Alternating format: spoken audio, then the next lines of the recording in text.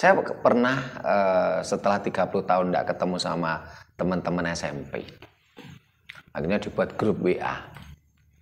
Itu juga begitu. Terus saya juga dimasukkan grup tertentu ya. Katanya ini grup bicara tentang kerukunan, bicara tentang pertanian, tapi juga sama. Hampir tiap saat itu keluar dalil, keluar ayat suci dari sebuah kitab suci gitu loh. Nah, pernah suatu saat itu temen yang share tadi saya tanya, itu tadi bacanya gimana? Kan yang di share itu kan tulisannya bukan tulisan tulisan Latin, bukan. Tulisannya kan tulisan dari planet tuh. Kayak cacing gitu. Yang nge-share itu saya tanya itu tadi bacanya bagaimana? Enggak ngerti dia.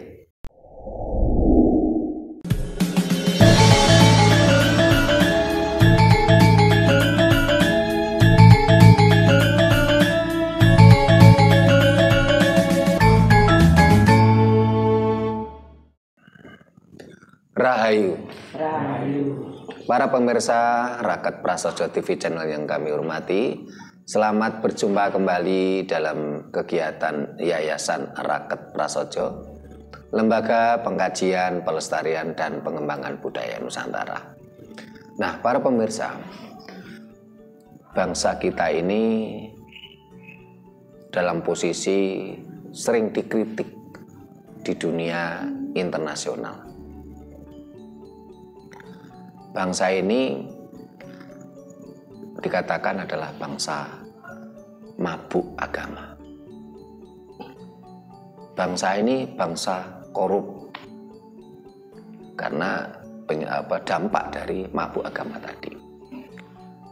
Saat ini di media sosial kita, mulai dari radio, televisi, YouTube, TikTok, Instagram, bahkan grup WA, itu hampir setiap saat,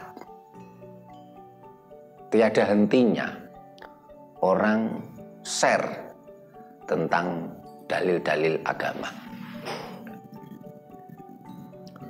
Bahkan saat ini orang-orang yang nasionalis ingin mencarikan sekolah untuk anaknya, itu pun kesulitan. Di sekolah-sekolah negeri milik negara pun, milik pemerintah pun, ini sangat kental nuansa agamis, nuansa ajaran yang memuja-muja leluhur bangsa lain, terutama bangsa Arab. Barangkali para pemirsa paham betul apa yang saya sampaikan. Apalagi kalau di grup WA itu, saya sampai keluar di grup WA dari grup WA reuni teman SMP dulu. Hampir setiap menit, setiap saat itu teman-teman yang merasa agamis itu share dalil-dalil agamis. Bahkan belum tentu dia itu bisa membacanya, tapi pokoknya share karena diiming-imingi. Kamu sebarkan satu ayat pun nanti dapat surga katanya. Padahal di dalam ajarannya nggak punya surga, wong surga itu bahasa Jawa. Sekarang mari kita renungkan. Karena dampak dari bangsa ini mabuk agama, bangsa ini semakin hari semakin terpuruk. Ketika bangsa lain sudah berpikir tentang teknologi yang canggih,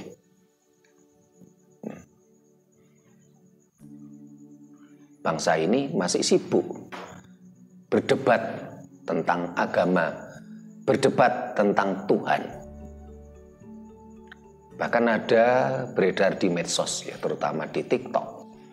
Ini anak-anak sekolah di Jepang, ini anak-anak kecil tuh masih seusia TK barangkali. Ini yang dipegang itu, yang dia itu obeng mesin, ya. Itu ada videonya tuh saya lihat. Terus di bawahnya ini sekolah di Cina. Anak-anak kecil itu diajari bagaimana memasak bagaimana membuat bata, membuat bangunan. Sementara yang di bawah sendiri, 3 video ya, di bawah sendiri itu anak-anak sekolah di Indonesia hanya diajari dogma-dogma, hafalan-hafalan yang memenuhi otak sang anak. Sehingga bangsa ini benar-benar semakin terpuruk. Cuman kesadaranlah yang akan bisa menjawabnya. Nah, tujuan kita ingin mencoba membangkitkan kesadaran pada sesama anak bangsa. Sehingga kita akan coba kaji, kita kupas, kita obrolkan. Kita mengangkat tema, sebaiknya sebelum kita belajar agama, belajarlah ketuhanan. Tetapi sebelum belajar ketuhanan, belajarlah kemanusiaan. Sehingga sangatlah tepat Pancasila, ide pertama dari Bung Karno yang dibacakan di depan sidang BPUPKI, ketuhanan yang Maha Esa, itu ditaruh di belakang. Sehingga sempat dibully, dicemooh oleh tokoh Islam garis keras. Katanya Bung Karno menempatkan ketuhanan itu di pantat katanya. Karena dia tidak paham tentang filosofi.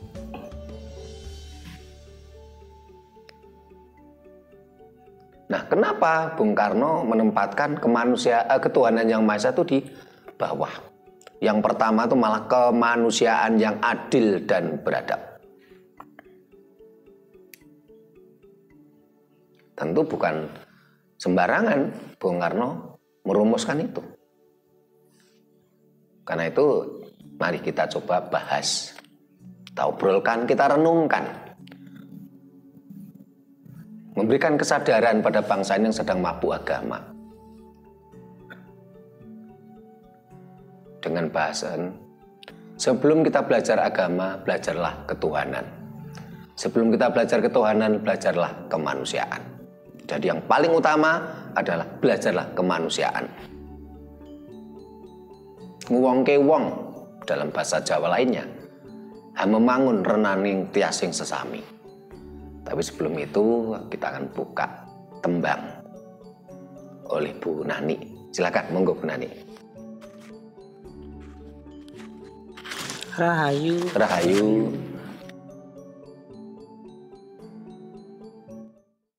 Semangsane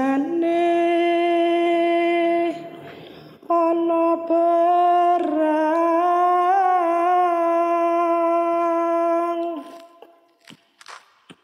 perang gedhe warata ing bumi.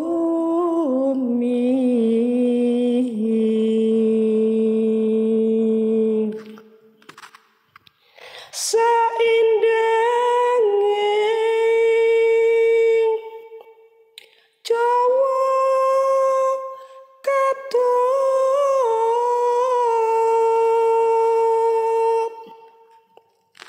butuh lara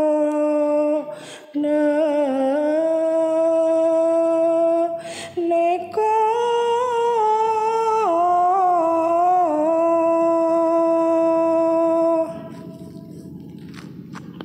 sami arsa nundung karaton ing besok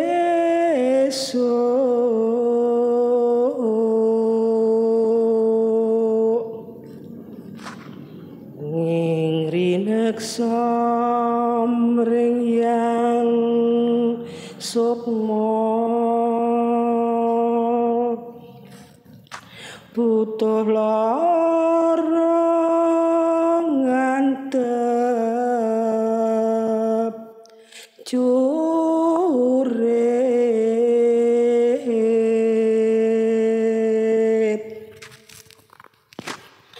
tandang eling Singolodra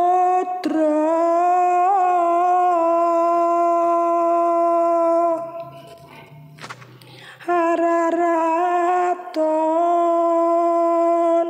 wong mondok ngrusuhi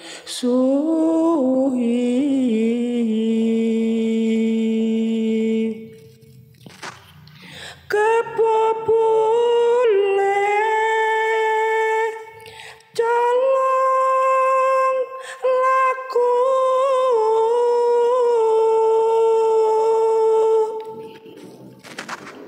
tanpa geli ceng perang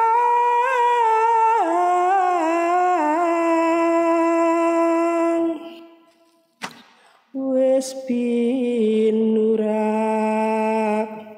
tanah Jawa dadi udul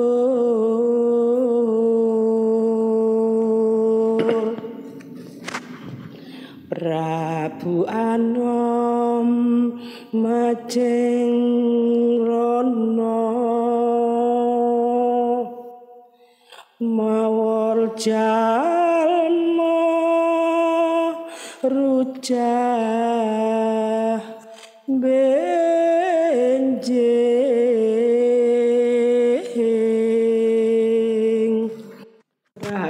Rahayu. Terima kasih Bu Nani, tembangnya luar biasa. Nah, para pemirsa, kita kembali ke bahasan kita. Sebelum kita belajar agama, belajarlah ketuhanan. Sebelum belajar ketuhanan, belajarlah kemanusiaan. Jadi yang paling utama adalah belajar kemanusiaan. Belajar agama ini bisa ya, bisa tidak. Jangan khawatir kalau kita orang yang tidak beragama itu nanti moralnya jelek atau buruk, tidak mungkin. Jangan khawatir. Karena ketika bicara sejarah, agama atau kelembagaan agama itu baru muncul kapan?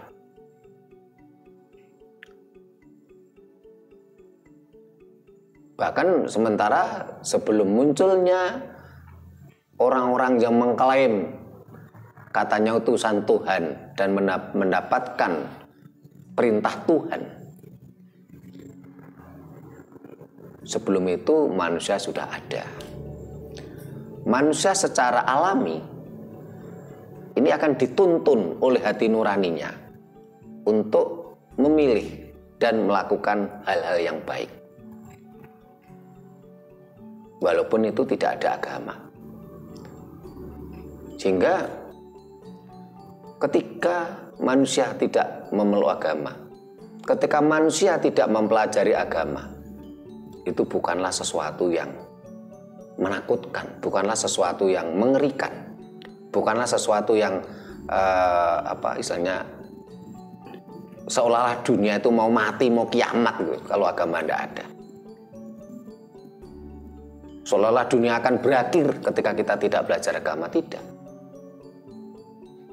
Karena ketika sebuah kesadaran semakin hari semakin meningkat, agama lama-lama tidak akan dipakai.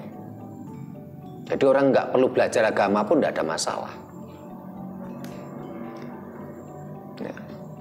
Yang penting itu tadi, sebelum kita belajar agama, belajarlah ketuhanan. Sebelum belajar ketuhanan, belajarlah kemanusiaan. Itu lebih penting. Dan agama tidak membentuk moral gitu loh. Yang membentuk moral adalah hati nurani manusia. Ketika seseorang ya, dicubit sakit, ya tentu nggak perlu mencubit. Ini hukum alam.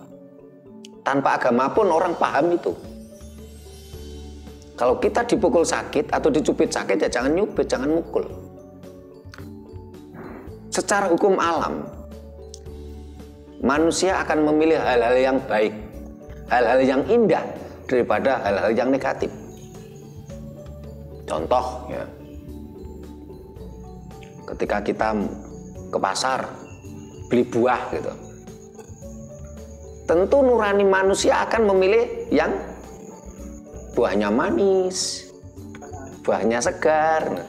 Ini secara alami gitu loh. Ini kan gambaran. Jadi kan, oh kalau nggak ada agama nanti moralnya merosot. Jangan khawatir. Sehingga ketika saat ini kita melihat medsos mulai dari Facebook, TikTok, Instagram,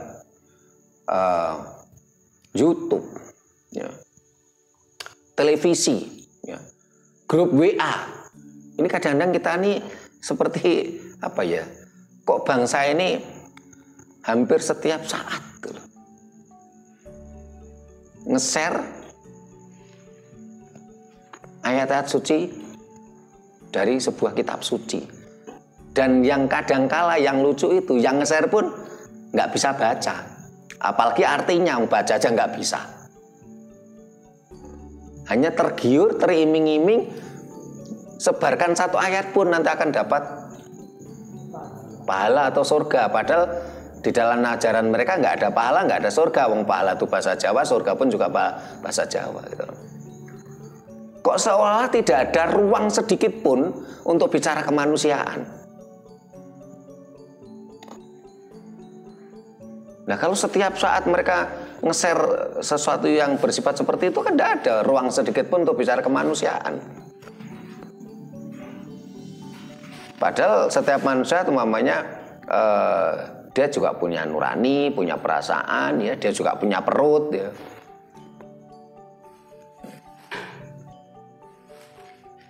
Jarang sekali orang bicara tentang hati nurani. Dan anehnya lagi, bangsa ini benar-benar bangsa hipokrit gitu loh. Hampir setiap saat bicara agama tapi korupsi jalan terus. Karena memang bangsa ini sedang mabuk agama, sementara agama yang dimabui tadi mengajarkan transaksional gitu loh. Kamu walaupun melakukan kejahatan sekalipun, membunuh orang, merampok, ya, mencuri, ya, nanti kamu melakukan ibadah ini, bersih dosamu. Ya. Secara tidak langsung tokoh-tokoh agama menggiring umatnya, kamu korupsi nggak apa-apa, tapi setelah itu sumbang nih, saya punya tempat ibadah, sumbang nih, saya punya sekolah yang mengajarkan agama, bersih nanti dosamu.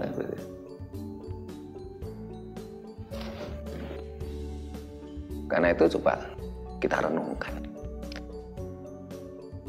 sudah benarkah perjalanan bangsa ini dengan mabuk agama tadi? Seolah-olah takut tidak kebagian surga gitu loh. Tapi mereka melalaikan surga yang di depan mata gitu loh.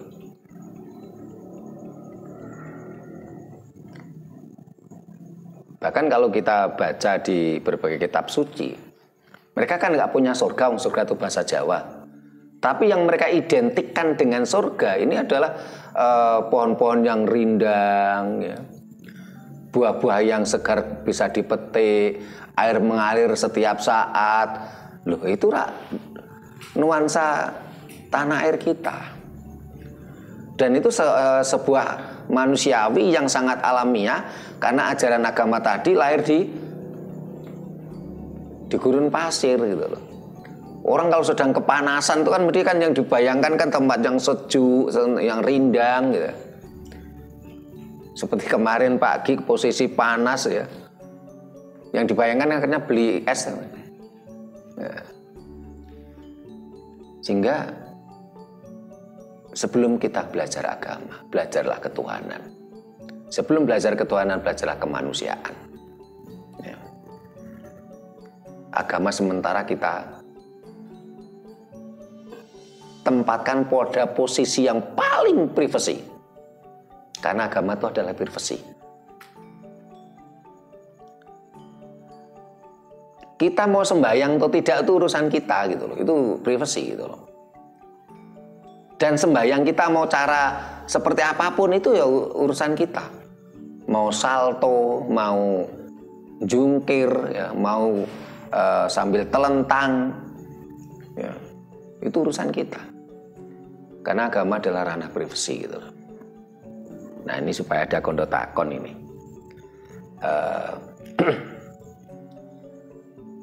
Dari Pak Giono dulu, monggo. Para pemirsa silakan kondo takon di kolom komentar. Sugeng dalu, Rahayu. Ya memang kondisi sekarang ini, terutama di Indonesia, era itu namanya tadi apa, kemanusiaan, kemanusiaan sama ketuhanan. Jadi sebelum belajar agama, ya, belajarlah ketuhanan. Ya. Tetapi sebelum belajar ketuhanan, belajarlah kemanusiaan. Yang jelas itu ya memang harus belajar kemanusiaan. Paling utama. Soalnya apa? Leluhur kita, dari mbah-mbah kita, bapak-bapak kita ini, saya lihat dulu, akhirnya saya kembali ke belakang. Itu merasakan bahwa kemanusiaan. Jadi tidak memandang itu si A, si B. Itu semua saudara. Gitu. Kalau kita mengambil dari agama itu kan kelompok. Akhirnya apa? Oh bukan kelompok saya. Ya agama itu kotak. Iya. Oh bukan kelompok saya, kelompok A, kelompok B. Tidak satu kotak dengan saya. Tidak satu kotak. Padahal kita sama-sama manusia. Sama-sama manusianya dari alam semesta. Yang kita makan tuh sama. Gitu. Nah, dari situlah kita itu seolah-olah kan lupa kemanusiaan tuh. Ya contoh sekarang kan generasi itu kan mana dalam posisi unggah-ungguh, nggak ada. Terus kepedulian juga nggak ada. Jadi bahasa Jakarta semau gue. Itu jadi nggak ada. Soalnya kan sing penting kita, saya ya saya kan gitu. Contoh kita ke daerah atau kemana aja tanya, itu enggak ada. Kalau dulu tanya kita langsung nggih wonten apa, ada apa gitu. Oh rumahnya si A, oh ya di mana sana.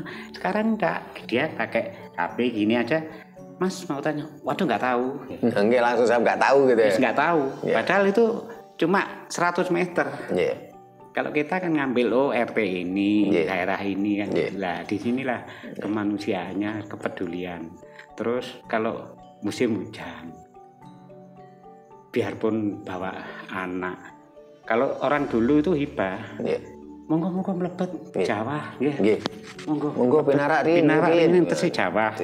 Masih hujan, kita masuk dulu. Akhirnya entah kopi, entah itu pasti. Nah, kita nggak mengharapkan jamuan, tapi kepedulian. Nah sekarang udah pagernya tinggi-tinggi. Biarpun ada orang gendong atau orang tua kehujanan sampai neteter noreken, manusianya hilang. Kemanusiaannya itu hilang, gitu loh. Jadi sekarang ini dengan adanya agama yang lebih pesat, ini makin seperti bebek. Bangsa ini krisis kemanusiaan. Bebek ya gitu, tuting gini ngalor-ngalor. Nggak tahu ya apa itu, di depan ada apa, ngalor nyebrang aja, asal nyebrang gitu. Jadi disinilah kita itu harus kembali. Ya sadarlah bahwa di Indonesia atau di tanah Jawa khususnya itu kan harus kemanusiaan. Itu memang dikedepankan gitu loh. Soalnya kita tanpa manusia kita nggak akan bisa hidup, nggak akan bisa hidup. Mau hidup sendiri, nggak bisa. Gitu loh. Jadi itu aja. Makasih. Terima kasih Pak Diono. Intinya menandaskan bangsa ini krisis kemanusiaan. Bu Nani ada kan? Rahayu. Suatu fakta yang ada tadi penyan katakan bahwa sedikit-sedikit keluar dalil. Nah, begitu mandinya dalil dan dogma itu. Saya kira itu sebetulnya mereka kalau mau berpikir cerdas dan mau berupaya untuk membuktikan, dengan kita mengatakan kalau kita mengirim satu dalil ini akan mendapatkan surga atau pahala, sepertinya mereka itu larut dalam pembiaran dan pembodohan. Pembiaran dan pembodohan. Kita harus mencari kebenaran dari beberapa kurun atau tahun atau hari. Nyatanya kok nggak datang seperti pahala itu. Kapan datangnya? Nah, pahala dalam perspektif mereka gitu. Kalau pahala dalam arti sebenarnya kan milik kita. Ini sebenarnya tiap hari ada. Nah tiap saat ada. Itu memang kita merasakan. Saya. Tapi yang saya maksud itu mereka. Perspektif mereka. Pahala menurut perspektif mereka nggak muncul gitu loh. Nah, jelas mereka itu kok menunggu sampai kapan, surga sampai kapan. Nanti ternyata pemberian itu kalau sudah mati. Supaya nggak bisa diprotes. Nah, nggak bisa demo akhirnya. Nah, terus itu kapan? Nah, begitu mendalamnya dogma itu yang sudah merasuk ke jiwa mereka.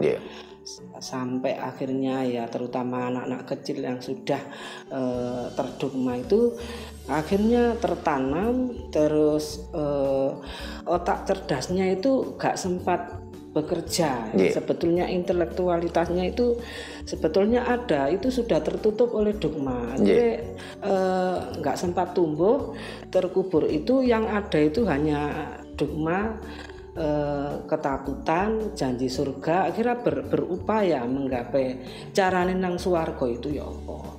Lah kalau mereka itu sering bicara seperti titik swarga, ya mbok budalo gitu. Silahkan berangkat. Kalau saya tidak dulu, saya tak mencari jati diri saya. Kemana arah tujuan saya di umur yang sekian ini, saya harus mencari sesuatu yang nantinya saya itu arah saya jelas. Nah, maksud saya seperti itu. Monggo kita berpikir cerdas.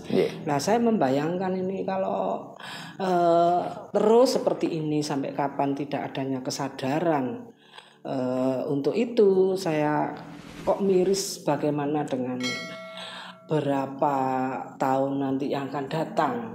Anak-anak kita itu bagaimana, terutama dengan adanya dalil itu akhirnya membuat kita terlena sehingga kita lupa pada leluhur kita.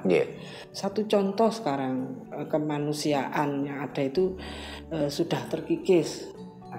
Tapi kok belum ada bukti. Satu contoh sekarang, misalnya ban kempes kan sedikit-sedikit menyebut yang disembah. Tapi kenapa kok enggak yang dicari pertama malah ban kempes? Kok enggak mencari tempat ibadah gitu loh. Untuk ibadah, meminta sesuatu agar ditolong. Itu kenyataan loh.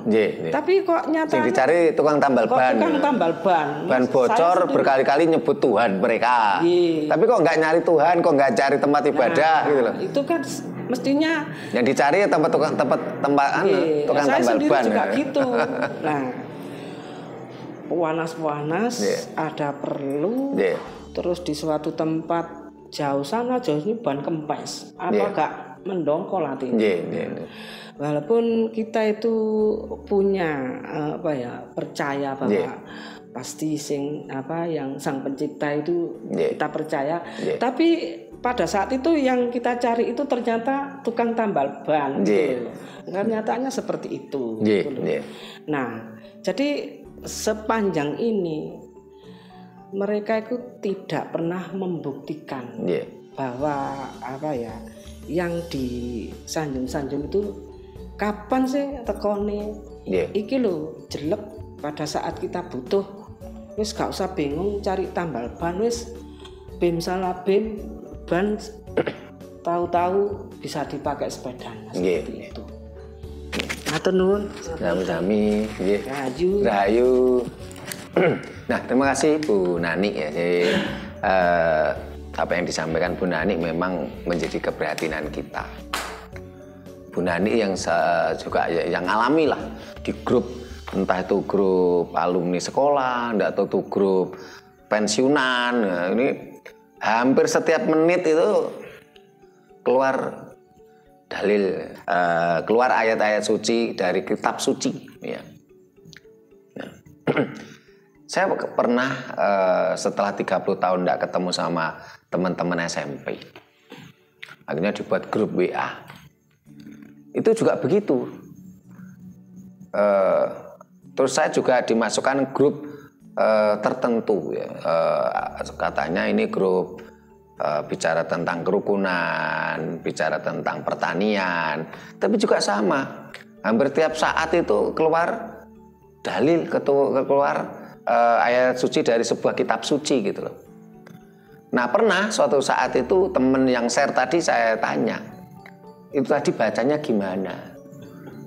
Kan yang di-share itu kan tulisannya bukan tulisan tulisan Latin, bukan. Tulisannya kan tulisan dari planet tuh. Kayak cacing gitu. Yang nge-share itu saya tanya itu tadi bacanya bagaimana? Enggak ngerti dia. Karena dia hanya terobsesi iming-iming. Pokoknya kalau menyebarkan, nge-share satu ayat pun itu nanti katanya dapat reward, dapat pahala gitu loh. Di sini pun perspektif pahala pun juga berbeda gitu loh. Di dalam kitab suci mereka tidak ada kosakata pahala karena pahala itu bahasa Jawa. Dan mereka memperspektifkan pahala itu adalah sebuah hadiah, sebuah reward untuk suatu syarat masuk pada namanya tempat yang disebut surga. Sementara surga pun di dalam kitab suci mereka juga tidak ada. Sehingga tadi Bu Nani mengatakan yang namanya pahala toh juga nggak pernah nyampe, nggak pernah ada gitu. Kalau pahala menurut perspektif orang-orang itu ya nggak akan nyampe, nggak akan datang. Tapi kalau pahala dalam arti yang sebenarnya, karena ini tidak adalah bahasa Jawa kuno, dengan perspektif bahasa Jawa kuno, nah pahala itu setiap saat kita rasakan. Karena pahala itu dari bahasa Jawa kuno, dari kata pala, tulisannya P-H-A-L-A. Ngunduh waing pakarti. Itu kita rasakan setiap saat. Entah itu yang berupa hal-hal yang sepele ataukah sesuatu yang bernilai luar biasa atau keajaiban.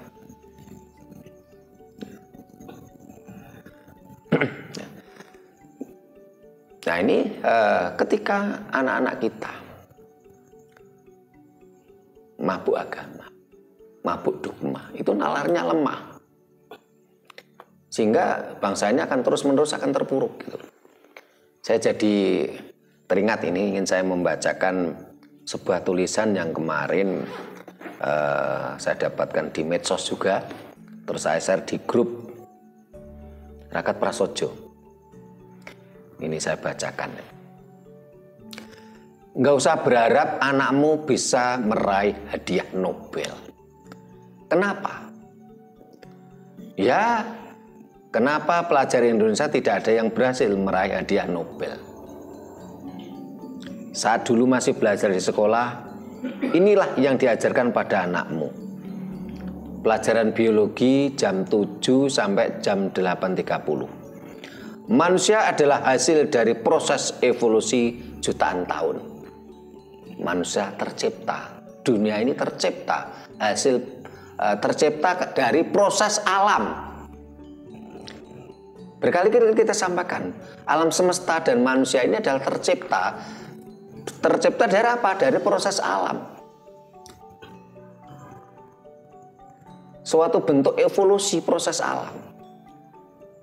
Ini bagi orang yang dangkal masih tanya lagi. Manusia tercipta dari mana? Dari proses alam, evolusi alam. Setelah itu selesai pelajaran biologi diganti dengan pelajaran agama. Jam 13 sampai 13.45. Agama mengajarkan manusia berasal dari surga diusir ke bumi setelah melanggar perintah Tuhan. Minggu depannya pelajaran sejarah jam 7 sampai 8.30. Manusia prasejarah hidup kira-kira 2 juta tahun lalu. Setelah itu pelajaran agama jam 13.00 sampai 13.45. Manusia pertama adalah hidup. Ya. Manusia pertama hidup kira-kira 5.000 tahun yang lalu. Nah, selanjutnya minggu depannya lagi pelajaran biologi jam 7 sampai 8.30. Manusia adalah sebuah sistem kompleks yang terdiri dari sel, jaringan, dan organ. Setelah itu diganti pelajaran agama lagi jam 13 sampai 13.45. Manusia terbuat dari tanah liat yang ditiupkan roh atau nafas. Minggu depannya lagi pelajaran biologi jam 7 sampai 8.30.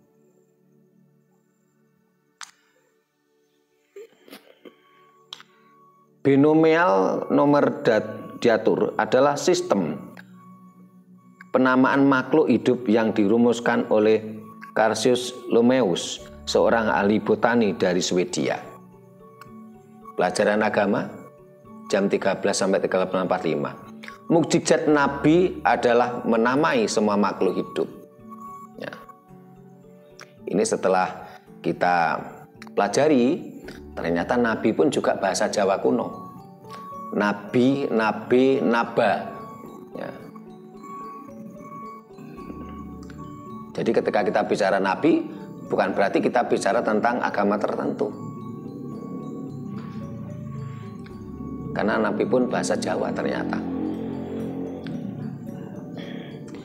Nabi, nabe, naba artinya pusar. Sehingga siapa nabi kita? Ya orang tua, ibu kandung kita gitu loh. Bu Nani ini nabi bagi anak-anaknya. Nah kalau seorang pria nggak bisa jadi nabi, jadi jangan menyesal Pak Giono nggak mungkin jadi nabi gitu. Jangan iri gitu loh sama Bu Nani gitu. Nah. Minggu depannya lagi pelajaran biologi. Janin terbentuk setelah sperma bertemu dengan sel telur. Kena pelajaran agama, Tuhan terlahir dari perempuan suci tanpa persetubuhan. Minggu depannya lagi, pelajaran fisika astronomi. Bumi berusia 4,5 miliar tahun. Pelajaran agama, bumi diciptakan Tuhan 6.000 tahun yang lalu. Minggu depannya lagi, pelajaran fisika astronomi. Bumi berusia 4,5 miliar tahun, berbentuk bulat mirip seperti bola disebabkan karena berotasi pada porosnya. Pelajaran agama, bumi itu berbentuk datar terhampar seperti karpet. Dengar baik-baik ya bangsaku. Dengan menu pelajaran seperti ini, sudah untung anakmu nggak gila, nggak stres. Salam akal sehat. Nah, ini tulisannya seperti itu. Nah, kalau tadi sebelah kanan saya, nah sekarang sebelah kiri saya, monggo Mas Hadi atau Mas Anton.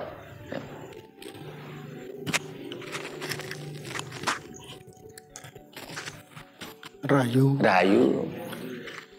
Ingin saya tanyakan, gimana cara mengembalikan moral pada zaman sekarang? Yeah. Nah, karena memang zaman sekarang ini mulai dari atas sampai bawah itu memang krisis moral. Ya, kita krisis moral, kita krisis kemanusiaan. Ya, kalau masalah agama sih jangan dulu, memang moral dulu yang ditata.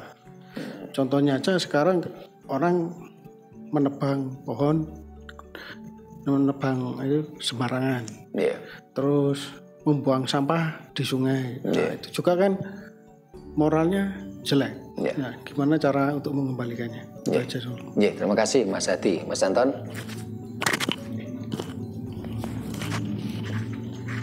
Rahayu. Melihat kenyataan setiap saat kita akan mendengar di berbagai media tentang agama.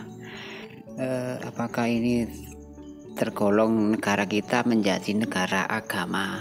Padahal kita kan negara anggaplah negara berdasarkan Pancasila. Kita negara sekuler, negara Pancasila. Negara sekuler ya. Yaitu apakah bisa dikategorikan negara kita sekarang negara agamis? Itu aja penjelasannya. Terima kasih Mas Anton. Ya, apa yang disampaikan Mas Hadi memang sebuah keprihatinan. Bangsa ini krisis moral. Bangsa ini krisis kemanusiaan. Sehingga korupsi jalan terus ya.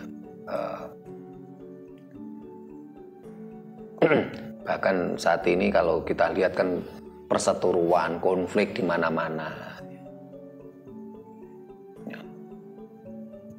Hanya karena merasa orang lain tadi tidak satu kotak dengan kita. Tidak satu keyakinan dengan kita. Ya. Sehingga bagaimana caranya bangsa ini untuk menumbuhkan kesadaran? Ya kalau menurut saya satu-satunya jalan adalah menempatkan agama pada tempatnya. Agama itu kan keyakinan. Keyakinan itu kan ranah privasi. Si A, si B, si C, si D itu mau sembahyang atau tidak urusan dia pribadi. Negara nggak usah ikut campur. Pemerintah dalam hal ini pelaksana pemerintahan negara nggak usah ikut campur. Terus si A, si B, si C tadi cara sembahyangnya nggak tahu mau salto, mau jengking, mau nyeledit, mau mengkurep, mau melumah, itu urusan pribadi mereka. Negara nggak usah ikut campur. Yang terpenting adalah kita utamakan kemanusiaan yang adil dan beradab. Orang tadi mau sembahyang atau tidak, atau sembahyangnya mau salto, mau jengking, ya, ketika dia menyakiti orang lain, merugikan orang lain, ya ini negara harus hadir, gitu loh. Apalagi negara kita ini memang bukan negara agama.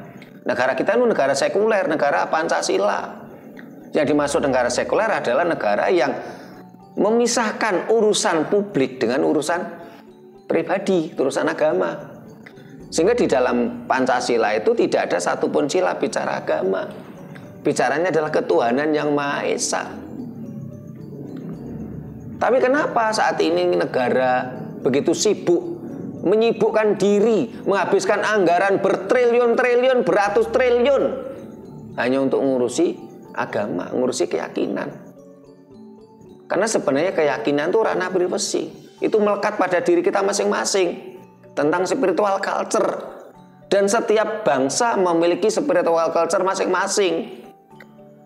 Sehingga kalau kita mau benar-benar jujur, kita benar-benar mau merenung dengan hati nurani, bukan sesuatu dengan mabuk, ya.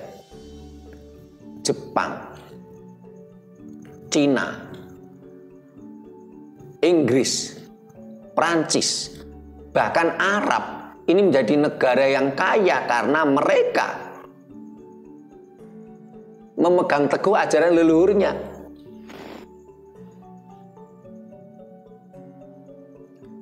Kita harus meniru loh pada bangsa Jepang, Cina, ya, Inggris, Prancis, Arab. Kita harus tiru mereka. Yang kita tiru bagaimana esensinya, bagaimana bangsa-bangsa tadi selalu memuja, selalu memegang teguh ajaran leluhurnya, bukan memuja-muja dan mengamalkan ajaran leluhur bangsa lain yang berbeda ekosistemnya, yang berbeda ekologinya, yang berbeda alamnya. Ketika suatu ajaran lahir pada tanah yang gersang, tentu akan berpikir pohon besar itu adalah sesuatu yang negatif.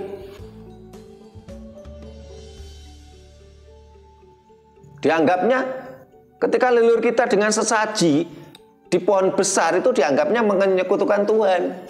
Kenapa? Karena ajaran tadi lahir di tempat gersang. Mereka tidak paham bagaimana bersinergi antara makhluk hidup membangun renaning tiasing sesami. Sehingga spiritual culture atau keyakinan ini melekat pada setiap manusia. Negara nggak usah ngikut ngurusi, pemerintah nggak usah ngikut ngurusi.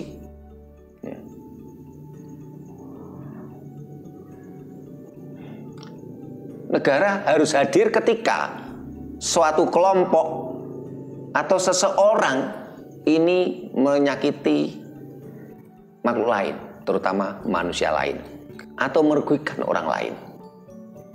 Ini negara harus hadir, karena disitulah fungsi negara untuk melindungi warganya. Fungsi dibentuknya negara, karena untuk membentuk negara adalah sebuah kesepakatan bersama pada waktu itu founding father kita. Membentuk sebuah negara untuk apa? Melindungi warganya, melindungi tumpah darahnya. Ketika bicara melindungi warganya, tumpah darahnya, tentunya juga melindungi segala atribut karakter bangsanya. Apa itu? Budaya. Tapi saat ini budaya dari leluhur kita selalu distigma negatif. Dan bangsa ini digiring untuk selalu memuja-muja leluhur bangsa lain dengan kedok itu ajaran agama. Kita tidak membenci agama, tidak. Karena agama atau keyakinan atau spiritual culture itu melekat pada tubuh manusia, melekat pada suatu bangsa. Kita tidak bisa lepas yang namanya keyakinan, spiritual culture. Tapi itu adalah ranah privasi, tidak perlu diangkat ke publik. Sehingga yang pertama, bagaimana kita belajar tentang kemanusiaan, tentang ketuhanan. Karena bangsa ini memang, negara ini berdasarkan ketuhanan, bukan agama.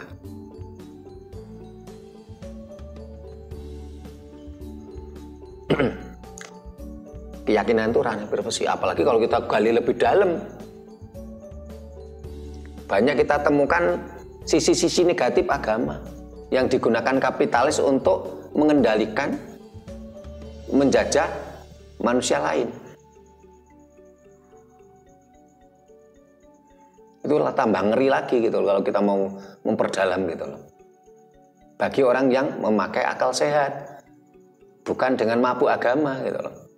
Karena kalau namanya dengan mempelajari sesuatu dengan mabuk itu kan ya tidak kita temukan kebenaran sejati. Karena kalau orang mabuk itu tayanya merasa coklat gitu loh. Sehingga apa yang dikatakan Mas Hadi tadi, bagaimana tanah kita rusak. Kenapa tanah kita rusak, tanah longsor? Karena tadi yang diyakini bangsa ini bukan keyakinan leluhurnya. Leluhur kita itu begitu mengagungkan pohon-pohon besar. Leluhur kita dulu mengagungkan mata air, termasuk sungai-sungai. Ya. Tapi karena ada ajaran yang menggiring mindset kita kalau pohon besar itu adalah tempatnya sesuatu yang negatif,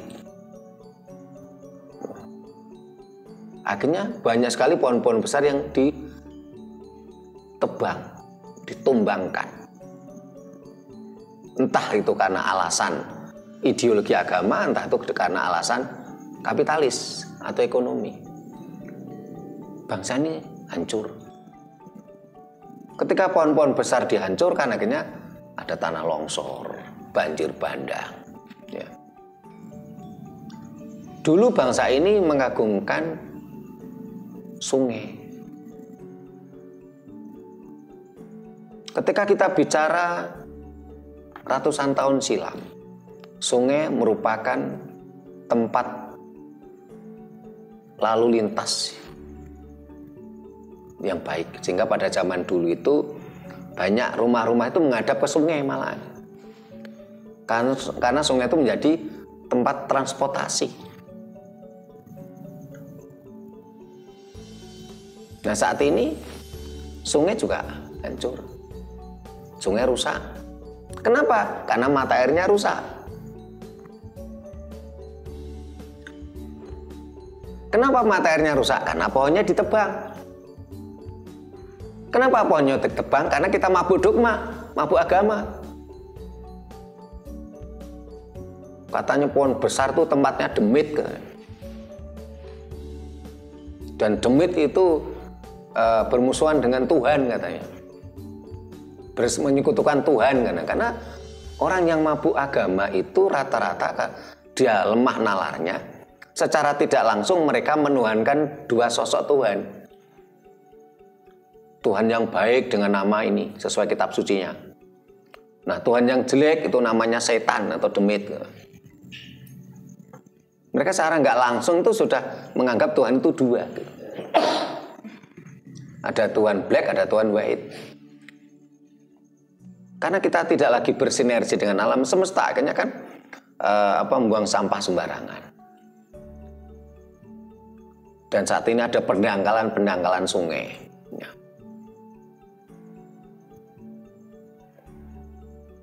Banyak kehancuran yang terjadi pada masa ini. Itu kalau kita bicara ratusan tahun silam. Kalau kita bicara kira-kira puluhan tahun silam.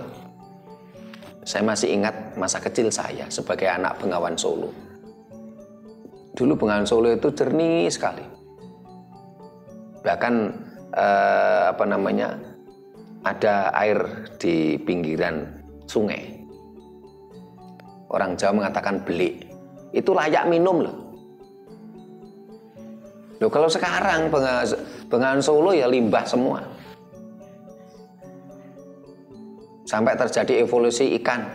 Dulu pada masa kecil saya itu nggak ada namanya ikan sapu-sapu, itu nggak ada. Sekarang ikannya sapu-sapu itu kulitnya keras, itu kan evolusi itu. Ini membuktikan gitu loh. Kalau terciptanya makhluk hidup, terciptanya alam semesta itu karena tercipta. Karena evolusi alam. Saat ini pun ya manusia itu juga sudah berevolusi. Kalau kita lihat pada masa-masa dulu, saya kemarin melihat foto-foto leluhur kita dulu, entah itu orang Jawa, orang Melayu, itu dulu itu orangnya tinggi besar. Kita nggak kalah loh sama dengan Eropa, perawaan leluhur kita tinggi besar. Tapi saat ini kita akan kena stunting tuh. Ya. Setelah itu dulu leluhur kita itu orangnya cerdas gitu loh. Dulu tidak ada kren, kita mampu membangun Borobudur. Dulu leluhur kita tuh usianya panjang-panjang. Saat ini berevolusi. Perawakan kita jadi kecil, pendek. Kecerdasan kita menurun. Usia kita juga semakin pendek. Nah, kita berevolusi kok manusia ini. Nggak tahu nanti akan berevolusi yang bagaimana, tapi kita terus berevolusi. Tergantung nanti kesadaran kita sampai mana gitu loh. Kalau kesadaran kita meningkat ya kita berevolusi turun ke bawah akan naik lagi seret gitu. Tapi kalau kesadaran kita nggak tumbuh-tumbuh ya kita terus terpuruk semakin ke bawah kita. Kita ke alam bawah lama-lama. Sehingga ya, para pemirsa juga nanti silahkan simak video kita yang berjudul Kenapa Manusia Sekarang Usianya Pendek. Katanya Bu Nani, kenapa manusia sekarang cepat mati gitu. Ya. Terus lagi nanti simak lagi lanjutan dari video ini. Judulnya apa? Pohon ada akarnya, air ada sumbernya, manusia ada leluhurnya. Kalau ada manusia yang lupa pada leluhurnya, sudah nggak layak disebut manusia. Karena tidak mungkin manusia itu tanpa leluhur. Tidak mungkin air itu tanpa mata air, tanpa sumbernya. Tidak mungkin pohon itu tanpa akar gitu loh. Loh kalau manusia lupa pada leluhurnya, ya nggak, apa kira-kira layak disebut manusia gitu loh. Dan bangsa ini telah melakukan itu. lupa pada leluhurnya, memuja-muja leluhur bangsa lain. Hanya karena iming-iming pahala dan surga. Sementara yang ngiming-iming tadi nggak punya pahala, nggak punya surga gitu loh. Ya. Ya, ada lagi yang mau disampaikan ini sebelum ditutup. Bu Nani mau disampaikan. Monggo. Rahayu. Kalau ingin beragama, belajarlah. Sebelum belajar agama, belajarlah ketuhanan. Sebelum belajar ketuhanan, belajarlah kemanusiaan. Belajarlah ketuhanan. Sebelum belajar ketuhanan, belajarlah kemanusiaan. Saya kira memang lebih utama kemanusiaan. Tanpa beragama pun ya, siapapun bisa untuk melaksanakan kemanusiaan. Itu anak kecil pun bisa. Itu karena apa? Terbawa oleh perasaan. Misalnya ada orang tua menyeberang ya. Yang bicara itu bukan kok kita selalu ingat pada yang kuat, tidak. Perasaan kita jalan, akhirnya kita tolong, kita seberangkan. Melihat anak kecil jatuh, kita langsung menolong. Nah, itu kan tidak ada hubungannya dengan agama ataupun ketuhanan. Jadi yang penting kita itu walaupun tidak bertuhan, walaupun tidak beragama, yang penting itu kita berbuat kebaikan, menanam kebaikan bagi sesama, kan begitu nih. Nah, seseorang misal untuk mencapai kesuksesan itu kan tidak harus dari semua karena Tuhan. Semua karena Allah. Ya, satu contoh kehidupan saya remaja itu kan ibarat limbung. Jadi memang saya dari Muslim, tapi pendidikan saya di Nasrani memang Jadi untuk saat itu, waktu itu memang siapapun yang membimbing saya, disitulah yang saya ikuti. Jadi saya nggak ngerti waktu itu. Sholat pun ya memang tidak pernah. Ya memang goyah. Yang penting pendidikan dikejar. Jarang nggak pernah sembahyang gitu. Nggak pernah. Nggak ngerti. Kita harus sembahyang, nggak ngerti. Memang enggak gampang belajar agama itu tidak ada batasan umur. Katanya bapak saya seperti itu. Nah, di kurun waktu umur sekian itu memang saya berusaha keras. Sesudah sekolah saya harus meraih cita-cita bapak saya ingin menjadi guru. Nah, itu pun saya nggak pernah berdoa untuk tes itu, ya tes yang gelinding ya lulus. Nyatanya saya ya jadi memang di usia yang masih umur 21 itu saya berhasil menjadi PNS. Nah, apakah itu karena Tuhan? Saya kira itu ya tidak itu. Itu ya karena jerih payah saya, juga doa orang tua. Saya kira seperti itu. Jadi sekarang bicara masalah kemanusiaan itu tanpa bertuhan pun, tanpa beragama pun itu sudah bisa. Contohnya ini ya, dari jerih payah saya tadi yang bisa meraih untuk menjadi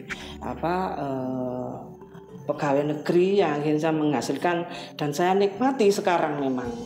Atau karena siapa ya? Karena jerih payah sendiri dengan orang tua saya yang membekali saya ilmu. Itu menurut panjenengan bagaimana? Mohon saya menjawab seperti itu. Nyangkal itu menurut panjenengan bagaimana? Apa saya terlalu keras atau bagaimana gitu? Terima kasih. Terima kasih Bu Nani, Rahayu. Dan ternyata konsep dari Suwargi bapaknya Bu Nani kan bener. Belajar agama tuh nanti-nanti aja. Belakangan. Yang penting apa? Belajarlah kemanusiaan.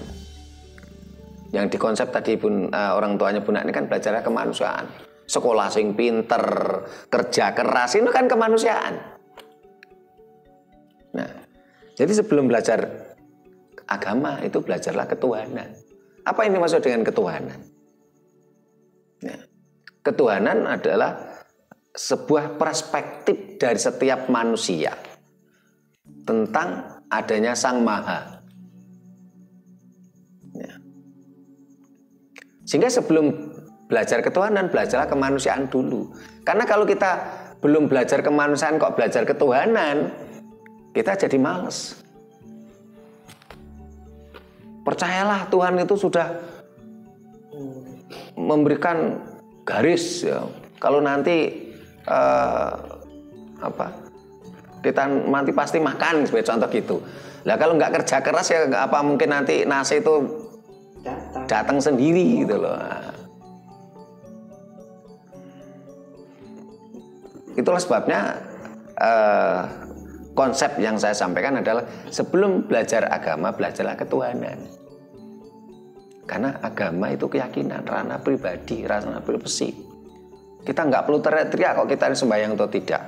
Kita nggak perlu teriak-teriak kita tuh sembahyang dengan salto, dengan jungkir, dengan telentang, dengan tengkurap, itu urusan kita gitu.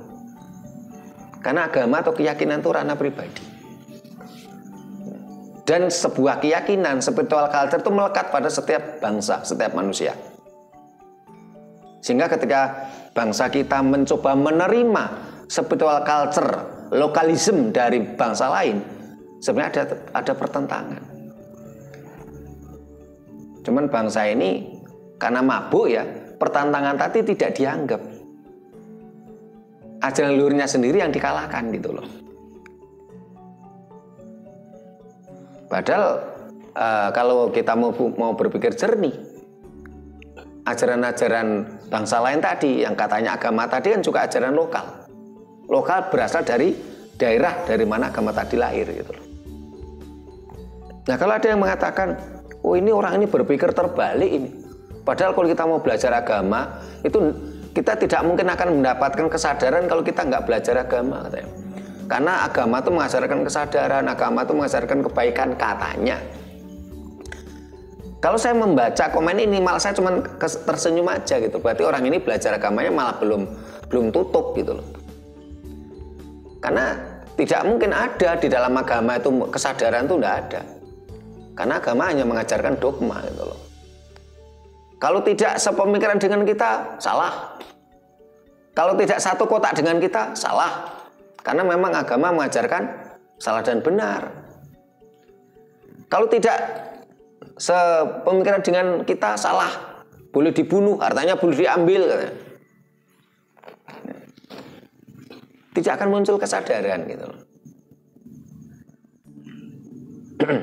Kesadaran itu akan muncul ketika nilai-nilai kemanusiaan itu hadir pada diri kita.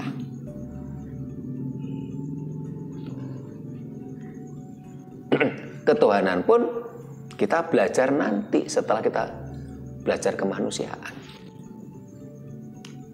Paling utama adalah kemanusiaan. Dengan kemanusiaan, dengan hati nurani, kesadaran akan tumbuh. Tanpa perlu diiming-iming ataupun tanpa perlu diancam atau diamang-amang. Tanpa perlu diperintah dan tanpa perlu ditakut-takuti.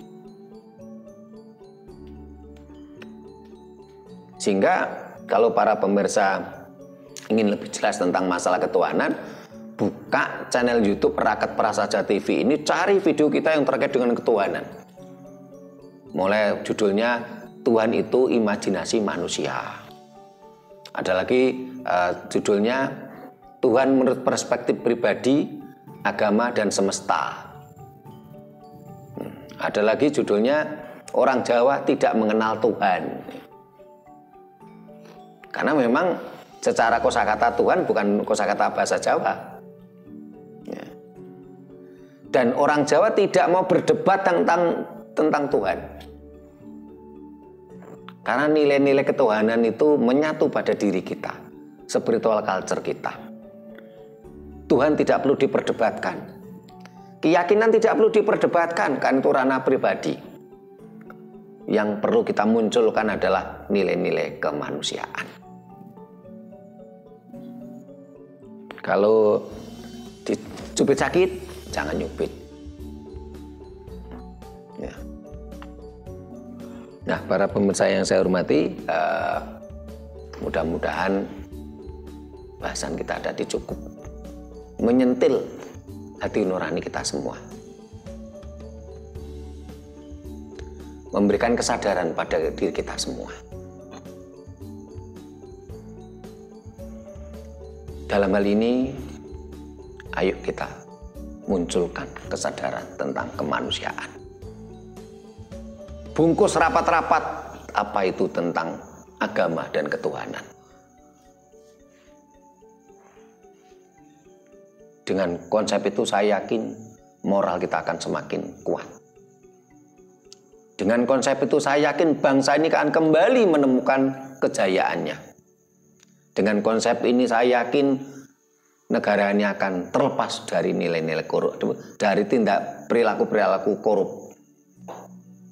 Karena korup ini merugikan orang lain.